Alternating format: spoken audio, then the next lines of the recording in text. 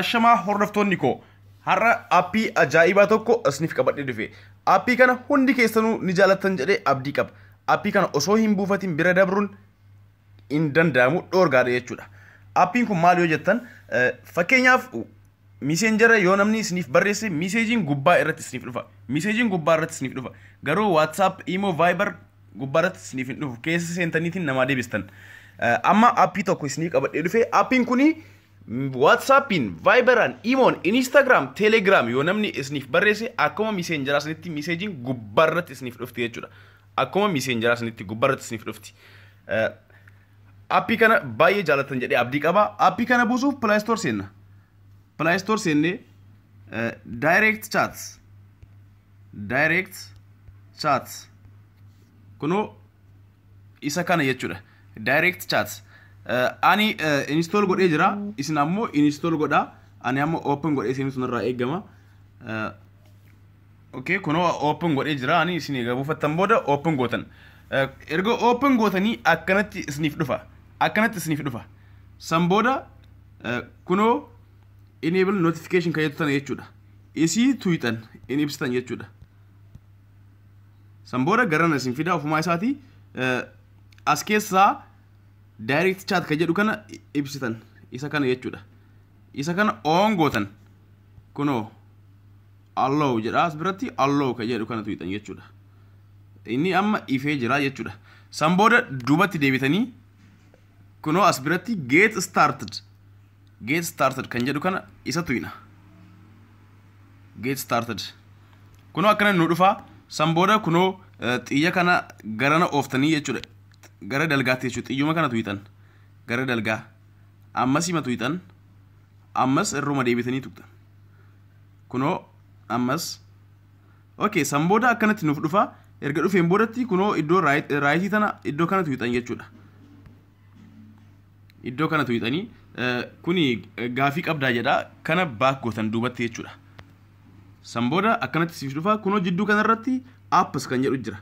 Isa kana tuyitan jechuudha. Apps kan jedhu kana tuyitan. Apps kan jedhu kana erga tuyitaniin boodatti kunoo aappiilee nuuf ibsee jira. Aappiilee nuuf ibsee jira. Amma wanta nuuf laa barbaannu Telegram, WhatsApp, Viber, Skype, Instagram kunoo akkanatti nuuf fidee jira. Kanniin keessaa kamii haa ta'u yoo isin ammoo itti dabaluu barbaadan kunoo add more kan jedhu kana jechuudha. Add more kan jedhu kana tuwixanii kan biraa kan namni chat irratti isiniif godhu kan biraa irratti dabaluu dandeettan. Kan biraa irratti dabaluu dandeettan kanniin keessaa. Fakkeenyaaf gara gadii akkanatti yoo oofne jiran wantoonni silaa namni irratti isiniif barreessu. Kanniin keessaa sooyinee itti dabaluu dandeenya jechuudha. Saniin irratti yoo dabaluu barbaanne. Fakkeenyaaf maal irratti namni naa barreessa Twitteraa jedhu. Twittera kunoo isas ibsee Twitteraa kanuma wanti kun waan inni naaf ibsee jira. Kunoo kanniin jechuudha. San booda duubatti deebi'aa. Duubatti deebi'ee amma akkamitti yoo namni naaf barreesse WhatsAppiidhaan gubbaa irratti dhufa kan jedhu isinitti argisiisa. WhatsAppiin namni yoo naaf barreesse akkamitti miiseejiin sun gubbaatti naa dhufa kan jedhu kunoo amma laala. Miiseejiin WhatsAppii dhufaa jira kunoo. Okay, duubatti haa deebi'u. WhatsAppii okay. Amma kunoo amma miiseejiin kun kan WhatsAppiiti kun. WhatsAppiidhaan namni barreessaa jira. WhatsAppiidhaan namni naaf barreessaa jira. Yoo barreessu kunoo gubbaa irratti dhufaa jechuudha miiseejiin isaa sun. Ani aappii kana baay'ee jaaladhee jira. Share godhaatii waliif daddabarsaa. Baay'ee salphaadha. Kunoo WhatsAppiin naaf barreeffame amma. Miiseejiin akkuma miisenjaraatti kunoo gubbaa irratti naaf dhufe jechuudha. San booda ofirraa akkanumatti gaddabarsuu dandeettan yoo akkuma miisenjaraa san jechuudha. Gara gadi ooftanii. Aappii kana baay'ee jaalattanii. YouTube kiyya ammoo akkasuma subscribe godhaa. Linkii aappii kana iddoo description irra isiniif kaaya. Linkii isaa yoo Play Store irratti Play Store naaf hin dalagu maal kan jedhan nama baay'ee jira.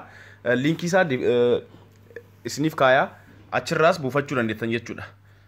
Fakkeenya viidiyoo YouTube kiyya jala seenaati iddoo linkiin irra taa'u yoo jettan jechuudha. Namni hin beekne yoo jiraate.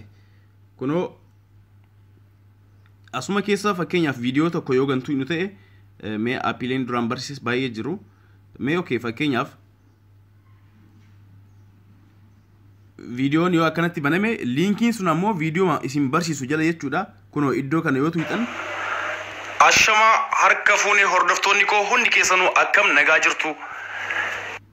Kunoo xiyya kana yoo tuqxan jechuudha. Xiyya kana yoo tuqxan akkanatti gara gadi iddoo linkii isinii fidaa jechuudha. Amma kanarra linkii biraa waan hin kenneef akkanatti argachuu dandeettan jechuudha. Yoo isiniif kaayammoo achirratti argattan. Kanuma isin barsiisuuf dhufee hordoftoonni koo galatoomaa viidiyoo kana share godhaa waliif daddabarsaa nu jajjabeessaa share gochuu hin irraanfatina yeroo hundaayyuu subscribe godhaa kunoo meeseejiidhaan WhatsAppiin dhufu akkanatti gubbaarratti naaf dhufaa jira jechuudha.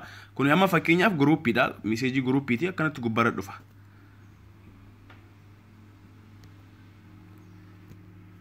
Okay galatoomaa share godhaa waliif daddabarsaa asumarratti addaan baana yeroo itti aanutti aappii biraa qabannee hanga walitti deebinuuf nagaan nuuf tura. Yeroo hundaayyuu subscribe gochuu hin irraanfatina. Oro MP4 YouTube kiyya kunoo Oro MP4 seenaati subscribe godhaa. Baay'ee subscribe hin qabu waan ta'eef seenaa subscribe naaf godhaa. Galatoomaa yeroo itti aanutti hanga walitti deebinuuf nagaan naaf tura.